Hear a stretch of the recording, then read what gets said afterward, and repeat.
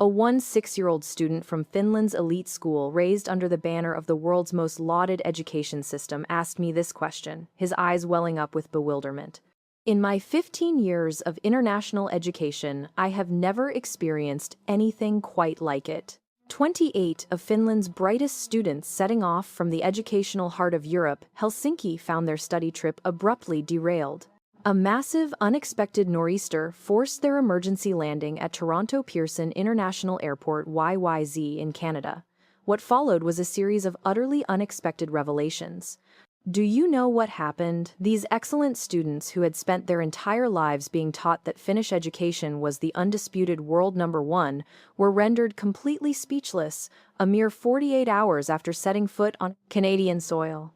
The series of shocks began the moment they exited the plane, the sheer efficiency of the airport, the unbelievable scenes they witnessed while navigating the bustling subway system, and the astonishing maturity and independence of their peers they encountered late at night on the city streets. They had believed Finland was the world's most advanced society, yet it appeared the true zenith of modernity was this North American nation. We thought Finland was the world's best, but the real advanced land is Canada or Toronto. This stunning declaration made by one 7-year-old student, Emilia Virtanen, to reporters back home sent shockwaves through the Finnish educational establishment. What exactly had they seen in Canada? Why did these students who only ever trusted Nordic values suddenly start praising this new destination? The record of those astonishing 48 hours witnessed firsthand by a Canadian teacher with 15 years of experience begins now. Hello, I am Lily Lynn. I have served as a teacher at the Helsinki International Academy, a school for the Canadian community in Helsinki, for 15 years. I have worked within the Nordic education system and have seen educational landscapes across the globe, but the experience last fall at Toronto Pearson Airport is the most profound memory of my entire teaching career. I was accompanying the most exceptional students Finland had to offer, 28 top performers from the Helsinki International Academy. These were 16 and 7-year-olds, all born into Finland's most prominent families, the children of university professors, high-ranking government officials, and leading medical doctors. They were the future elite candidates poised to lead Finnish society.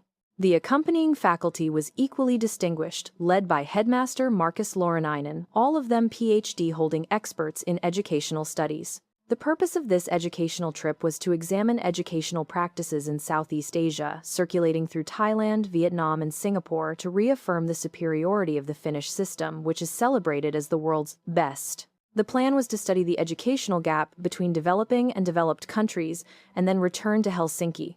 However, due to a sudden and massive nor'easter, the transatlantic flight path was completely blocked. We had no choice but to make an emergency landing at the nearest and safest international airport, Toronto Pearson International Airport, YYZ, Canada. The students were immediately confused. Most of their knowledge of Canada was limited to generalized impressions, friendly people, perhaps a polite America, but rarely was it mentioned in the context of world-class education. Some students remarked that Canada's educational system was too relaxed, high on hospitality, but low on academic rigor, suggesting it was a less serious place compared to Nordic standards. In Finnish education, Asia's advanced nations are often exemplified by Singapore. Canada, while technologically developed, was perceived as having a less rigorous educational structure. Headmaster Laurinainen was initially worried, concerned about the inconvenience the sudden itinerary change would cause his students, and the difficulty of explaining the situation to the elite parents back home. Yet, as the aircraft approached Toronto Pearson, the situation began to unfold in a way completely different from all expectations. The communication from the control tower was fast and precise. We were informed that a special emergency response protocol was immediately being prepared for our international student group.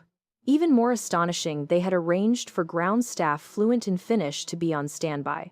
This level of preparedness is rare, even at Helsinki Airport, where we would typically receive only minimal support during such a sudden, unexpected crisis. Toronto Pearson's planning was on a different dimension entirely. The landing procedure was flawless. Guidance was accurate, and the movement on the ground was so organized it appeared pre-planned. Everything was prepared as smoothly as a regular scheduled flight. The true surprise, however, began when we entered the terminal. and the events of the next 48 hours would completely alter the worldviews of those 28 elite students. The moment they stepped into the Toronto Pearson terminal, the students' expressions changed. Although it was late at night, past 1 a.m., the airport operated as if it were midday. Cleaning staff were working continuously, information desks were fully manned, and all amenities were functioning perfectly. "Is this really how an airport operates around the clock?" asked one 7-year-old Amelia Virtanen. She was astonished by the 24/7 service level, noting that many services at Helsinki Airport cease operation after 9 p.m. The guidance during immigration was also impressive. Despite the sudden influx of a large foreign student group, the Canada Border Services Agency officers remained completely calm. Not only that, but they immediately set up a dedicated processing line for the student group and even arranged for Finnish-speaking interpreters. The interpreters were the biggest shock. They asked detailed questions about the students' situation and immediately proposed optimal support measures. Headmaster Laurinainen conceded admiringly, "It would be difficult to get such seamless multilingual support even at Helsinki Airport." He was particularly struck by the slow, deliberate manner in which they spoke, considering the students' young age. It wasn't just about processing paperwork. There was a palpable sense of empathy, a desire to reassure nervous foreign students. The process was rapid. We had braced ourselves for complicated emergency entry procedures and long waiting times, but everything was handled smoothly. Staff members were friendly and helpful with the paperwork, ensuring there was no inconvenience, despite the strict adherence to regulations. More astonishingly, they proactively offered to contact our original hotel in Helsinki and provided comprehensive information on emergency accommodation. They recommended several student-appropriate hotels in the downtown core and entertainment district, detailing the features and pros and cons of each. "They're friendlier than Finnish airport staff," exclaimed one 6-year-old Junas Alto. "In the Nordics, staff are efficient, but you rarely experience such genuine warmth." The positive impressions continued at the baggage claim area. All 28 pieces of luggage appeared on the carousel within 12 minutes. Large digital screens displayed real-time updates accurately showing which flight's baggage would appear when. Since luggage delays are common in Finland, the students were deeply impressed by this high efficiency. Leaving the airport, Headmaster Laurinainen's words to me remain etched in my memory. "I have used airports worldwide for 30 years, he said, but I have never seen such a perfect emergency response. The system is impressive. They have prepared for everything in advance, ensuring the user feels completely secure even in this unexpected situation." On the bus to the hotel, listening to the students' conversations, I began to realize their perception of Canada was undergoing a seismic shift. At that point, I had no idea just how many more shocking experiences these students would encounter over the next 48 hours. The first true shock began during the drive to the hotel.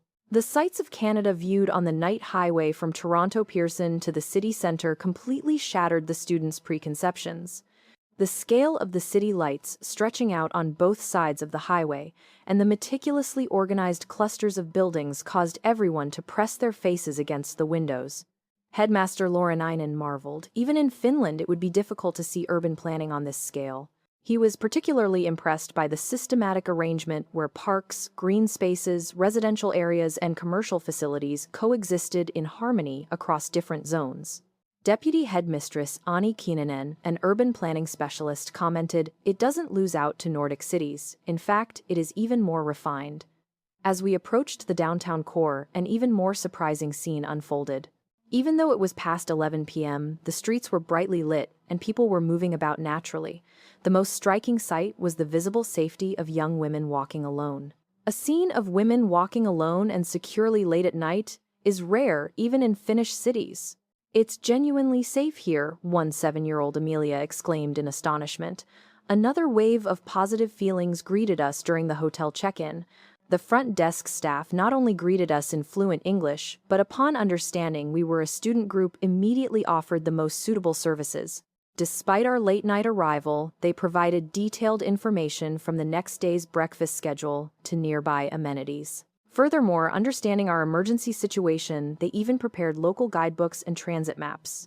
Most impressive was the sincere sense of welcome we felt, a warmth that transcended mere commercial service.